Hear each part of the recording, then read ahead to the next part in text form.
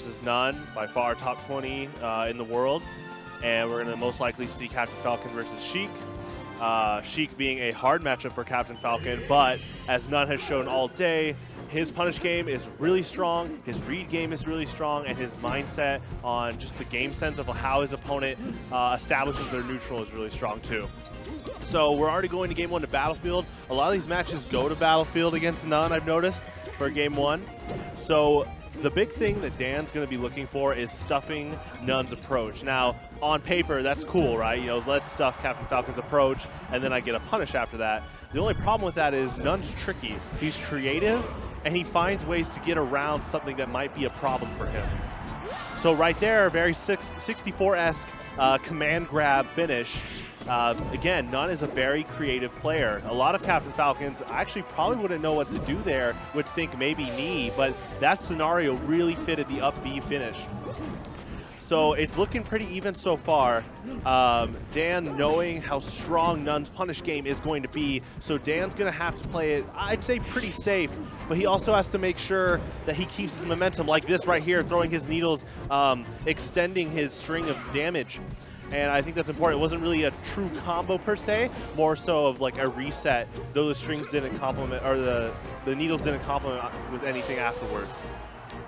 Dan's actually taking a lead, and this would actually be a pretty big upset, even for a round. But n0ne reverses it like that. Dan has to keep his consistency up. Sheik's defensive game is really good, and so again, he needs to be stuffing n0ne's approaches. If he doesn't stuff n0ne's approaches, n0ne will get free ways to get in and do a free punish.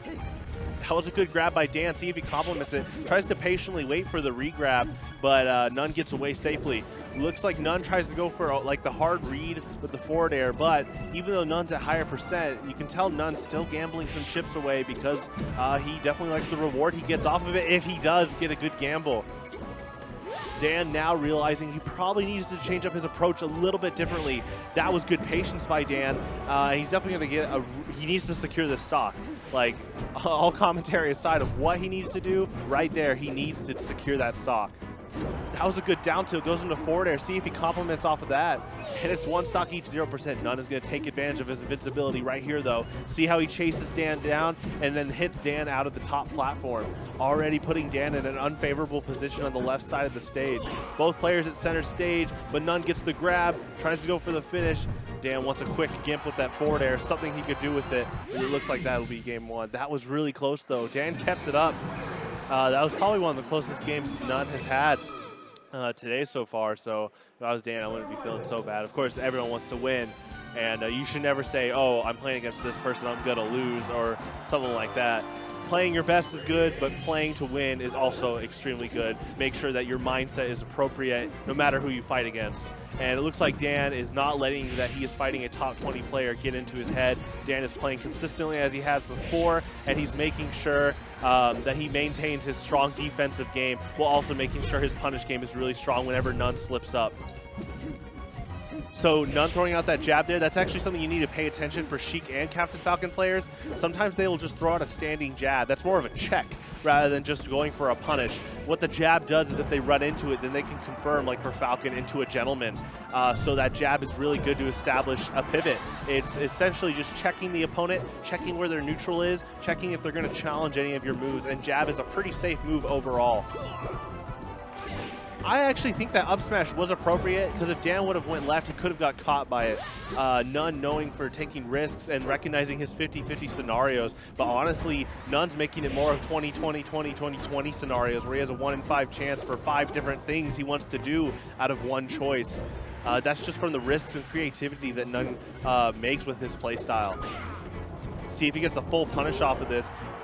It's looking like n0ne is adjusting to the neutral that Dansdaman was setting from the last game. Dan was looking pretty promising at first from the last game, but it looks like n0ne's starting to break through the defense that Dan was establishing, especially as a Sheik player. Now, Dan not being known for, as like other Sheiks that would play it more safe in this matchup with throwing out forward tilts, it looks like Dan's trying to keep the aggression up with n0ne. Now, as we saw with n0ne's Ganondorf, n0ne likes to keep pace. And if he's Ganondorf, he's going to pull your pace down to him. But in this case, he wants to get ahead. He wants to have the favorable pace. That was a good rising nair for coming from the ledge. You see that a lot from Captain Falcon, and I think in that scenario, even though Sheik was at 0 and could have crouch canceled, n0ne took the risk there so he could get a safer recovery back on the stage. That was really risky, and he could be eating a full punish. He probably gets one more chance here, and he makes it, and he's, oh my gosh. That was right there was just the recognition of multiple scenarios from past experience. Dan doing the rising fair with Zelda, but he's going to get battlefielded. And that's it, n0ne takes it. Thanks for everyone tuning in so far. It's been a fun top 32. We are in Columbia, Missouri.